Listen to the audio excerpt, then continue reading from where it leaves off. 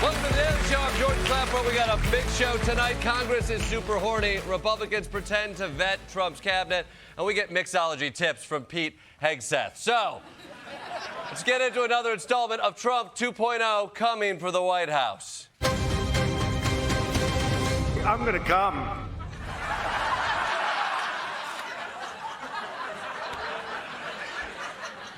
I truly hate that. So Donald Trump becomes president on Monday, and that means, I know, I hate Mondays too. But it means we're invading Greenland on Tuesday. So we got to decide who is going to lead the armada, which is why today the Senate held its first confirmation hearing for Pete Hegseth, Trump's nominee for defense secretary and dude who makes sure everyone at the frat house has their stories straight.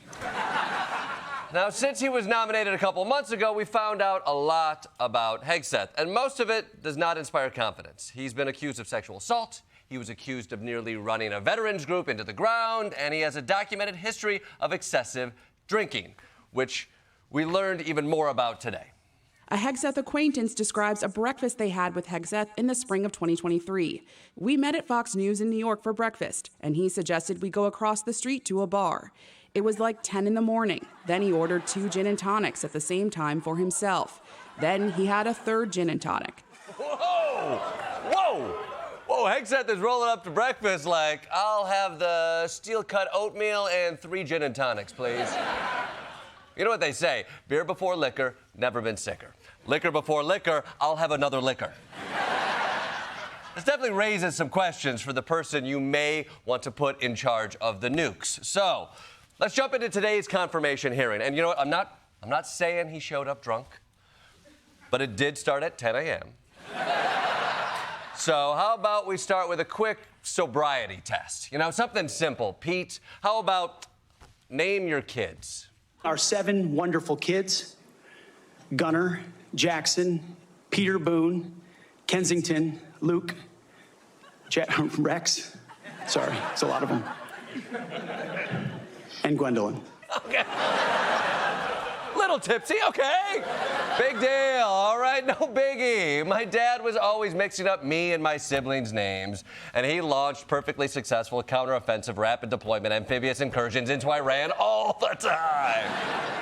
Although Pete probably should have given his kids names he could remember more easily. Maybe like Don Julio, Jim Beam, Johnny Walker, Jose Cuervo, and don't forget little Michael Hard Lemonade. Anyway, now that that's over, it's time for the grilling. Republicans, I know he's your guy, but I also know you love the military, so I'm sure you've got some hard questions for the man who wants to run it. Why do you want to do this job? What drives you? Tell me something about your wife that you love. How many push-ups can you do? Follow-up question, sir. I have this jar. Could a big, strong man like yourself open it? Okay, but Democrats made up for those softballs with a couple pitches that were really high and inside. I assume that in each of your weddings, you've pledged to be faithful to your wife. You've taken an oath to do that, haven't you? You've admitted that you had sex at that hotel in October 2017, and you were still married and you just had a child by another woman. Again, how do you explain your judgment? You have admitted that you had sex while you were married to wife 2 after you just had fathered a child by wife 3. But you didn't reveal any of this to President Trump. Why didn't you inform the commander-in-chief of the transition team of this very relevant event? Oh, damn! Tim Kaine went full Maury Povich out there, huh? Wow. Tim Povich. Although, come on, Tim, come on. You're asking why didn't Hegseth tell Trump about how many times he cheated on his wife? Maybe because if he did, Trump would high-five him so hard it would break both their hands. Okay, that was a pretty wild line of questioning from Tim Kaine. Any Republican want to jump to his defense here? How many senators have showed up drunk to vote at night? And then how many senators do you know have got a divorce before cheating on their wives? Did you ask them to step down? No. But it's for show. You guys make sure you make a big show and point out the hypocrisy because a man's made a mistake. And you want to sit there and say that he's not qualified? Give me a joke. Give me a joke. Okay. How about a priest, a rabbi, and Pete Hegseth walk into a bar at 10 a.m. Are you happy now, Mark Wayne? Huh? Well, I don't know if this was really the defense that Hegseth wanted, though. Look, we're all pieces of shit here. Let he without an Ashley Madison premium account cast the first stone. I'll tell you who else probably didn't appreciate that defense. The other senators. They probably got home and their wives were like, I saw Mark Wayne at the confirmation hearing today. He said that everyone in the Senate cheats on their wives. Honey, you can't trust Mark Wayne. He's confused. The man has two first names smushed together. It's insanity. Okay, but after that, they did, in fact, get into Hegseth's policy positions. And there was one in particular policy that had people very worked up. You previously have made a series of inflammatory statements about women in combat. And on a recent podcast, you said, quote, I'm straight up just saying we should not have women in combat roles. You say, we need moms, but not in the military, especially in combat units. What's wrong with a mom, by the way? Once you have babies, you therefore are no longer able to be lethal? Yeah. Are you saying moms can't be lethal? Does the name Casey Anthony mean nothing to you? Yes. Hegseth has a long record of insisting that women have no place in combat. And you know what? I'm sorry, libs, but that's just the way Pete is. Maybe he's not good at leadership or management or money or vows or driving home past 10 a.m., but the one thing he does is stand his ground. Tell him, Pete, no women in combat roles. Let's make it very clear for everyone here today. As Secretary of Defense, will you support women continuing to have the opportunity to serve in combat roles? Yes, women will have access to ground combat roles. From Washington, D.C., The Flash, apparently official, at 11:25 Standard Time, Pete Hegseth went woke.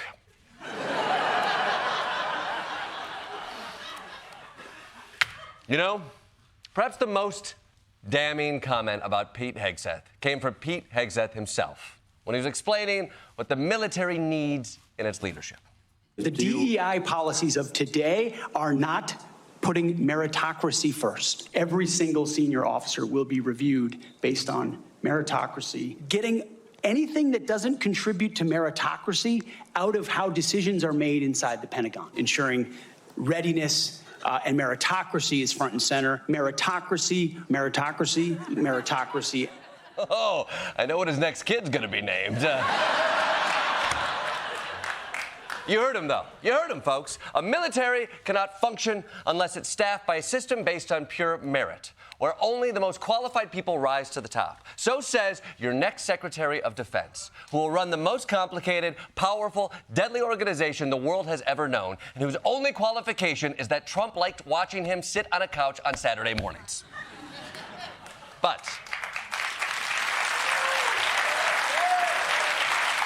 listening to Republicans today, it seems like that's going to be enough to get him confirmed.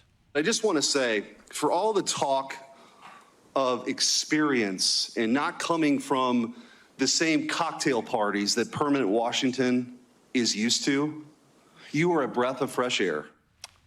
Well, that's not what the breathalyzer said, but okay. For more on Pete Hegseth's hearings, we go live to the Capitol with Desi Lydic. Desi,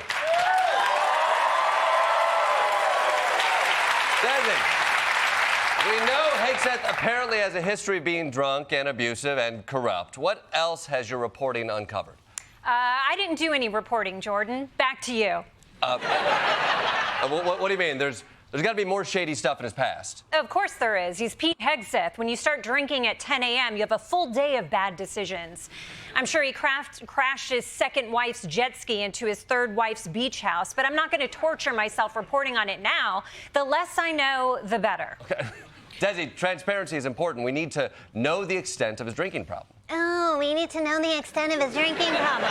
Come on. You really think that learning more about Pete's past is going to actually stop his confirmation? Give me a joke. This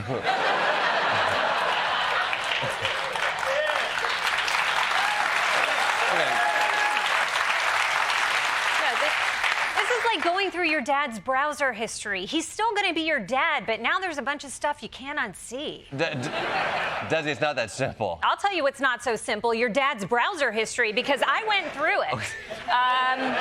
IlliterateMilfs.com. Okay. Food Network nip slips. NudeAfrica.com. Okay, stop it. All right. No, there's no way that's my dad. MapQuest.com. Oh, God, that's my dad. Amtrak sluts. JanetRenoCamelToe.gov. Okay, no, stop it. Stop it. Okay. See, not so fun knowing things you can't do anything about, huh? Look, I spent Trump's first term knowing every single sexist, misogynist, racist detail about his freak squad. And where did that get us? 4 more years of this freak squad. So what? You're just gonna ignore it and not do your job? It's called self-care, Jordan. It was invented by Gwyneth Paltrow in 2008. So at this point, I don't want to know any of the disturbing details about Trump's nominees. I don't want to ruin my day finding out one of them killed a puppy. Actually, Kristi Noem did kill a puppy. My God, why would you say that, you jack-off? Okay, because she's nominated for Homeland Security. Stop it. You can't just give up knowing things, Desi. Democracy dies in darkness. Yes, but democracy also sleeps better in darkness. It can bundle up all cozy and hide under its weighted blanket and numb itself with CBD gummies until it wakes up in 2028. Doesn't that sound nice? Oh, right. No, Desi, no. Look, I know it is hard, Desi. I know it's scary. But it is the sacred duty of journalists to investigate our leaders, to uncover the truth, no matter how uncomfortable or upsetting it may be. Junkyard sluts, butt stuff. Please. Junkyard sluts, butt stuff, redhead. No, okay. Hoes cutting their own bangs. What? Glenn Close, Cruella. Stop it. That's Okay, just stop. weird. You win. Ignorance is bliss. Desi Lydic, everyone.